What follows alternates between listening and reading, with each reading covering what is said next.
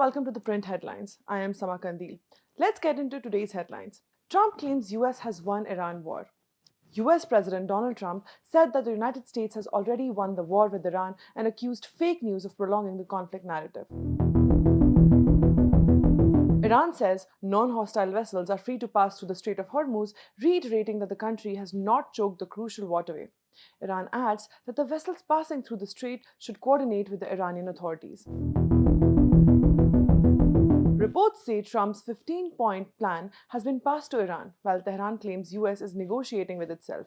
Reports also emerge of additional US troop buildup in Middle East. Speaker of Iran's parliament MB Ghalibaf says that Iran is closely monitoring all US movements in the region, especially troop deployments. He posts, and I quote, "What generals have broke, soldiers can't fix. Instead, they will fall victim to Netanyahu's delusions."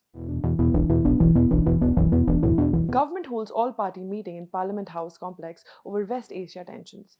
Defence Minister Rajnath Singh chairs the meet, which is also attended by Home Minister Amit Shah, External Affairs Minister S. Jaishankar, and others.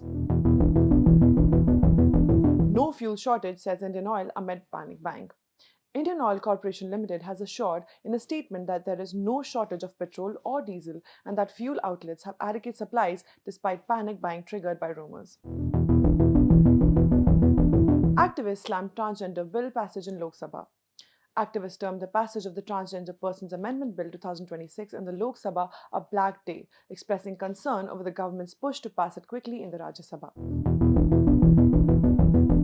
Woman with alleged ISIS links arrested in Andhra Pradesh. Police have arrested a Hyderabad-based woman in Vijayawada for alleged links with ISIS and AQIS, along with 3 others booked under the UAPA.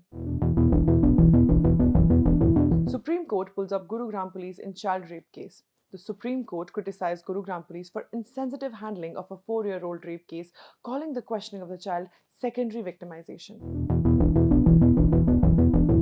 SC rejects plea against Vande Mataram circular. The Supreme Court dismissed a plea against an MHA circular on Vande Mataram, calling it premature and based on vague fears of discrimination.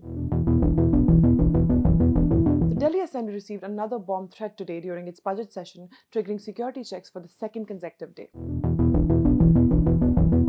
AIADMK releases first candidate list for the Tamil Nadu Assembly elections. The AIADMK has announced its first list of 23 candidates for upcoming elections, which included Party General Secretary Edapadi K. Palaniswamy and a host of former ministers. A total of 16 former ministers, also members of the outgoing assembly, were renominated. Massive fire breaks out at a company in Kandla Special Economic Zone in Gandhidham, Kutch. No report of casualty and operations to douse the fire underway. Over 3 crore fake IRCTC accounts removed. The Railways Ministry said more than 3 crore fake accounts have been removed from the IRCTC portal to curb ticket touting. Russia launches one of the biggest aerial attacks on Ukraine since the war started in February 2022. Over 950 drones fired. Ukrainian President Zelensky accuses Russia of absolute depravity.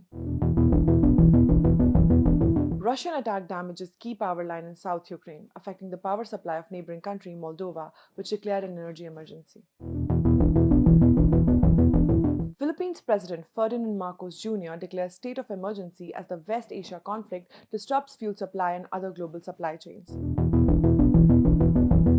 Denmark's election ends without a clear winner. Mette Fredriksen's Social Democrat Party had its worst election result since 1903. It still won the maximum votes, but the coalition did not get a majority. Major deal ahead of IPL. A consortium led by Kumar Mangalam's Aditya Birla Group, the Times of India Group, David Blitzer's Bolt Ventures and Blackstone buys the Royal Challengers Bangalore. IPL captains meeting with BCCI held in Mumbai ahead of the 19th edition of the Indian Premier League. The IPL begins this Saturday on 28th March. Thank you for watching. We'll be back tomorrow with more such updates.